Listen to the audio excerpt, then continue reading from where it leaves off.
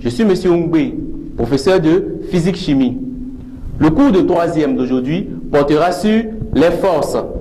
Il s'agit là de maîtriser la définition d'une force, connaître les caractéristiques d'une force en vue de pouvoir représenter cette force. Donc une force est toute action capable de mettre en mouvement un corps, modifier le mouvement d'un corps, le déformer ou le maintenir en équilibre.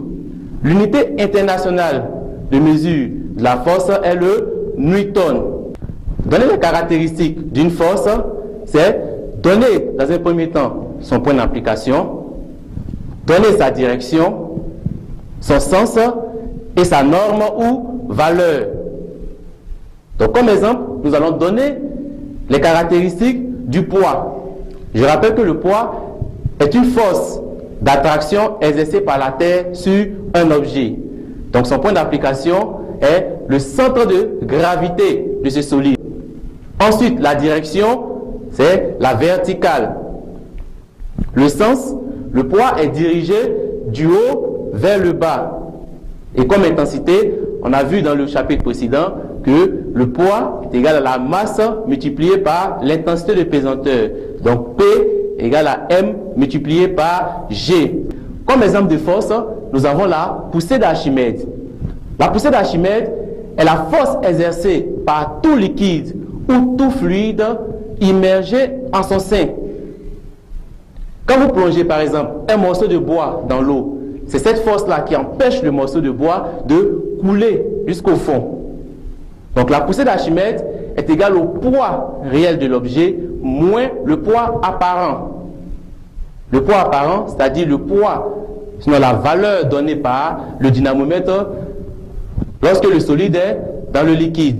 Donc PA égale à P moins P'. Comme autre expression de la poussée d'Archimède, vous avez poussée d'Archimède qui est égale à la masse volumique du liquide multipliée par le volume du liquide déplacé multiplié par l'intensité de la pesanteur. Ce qui nous donne PA égale à ρL multiplié par VL multiplié par G. Le volume du liquide déplacé, c'est aussi le volume de la partie immergée.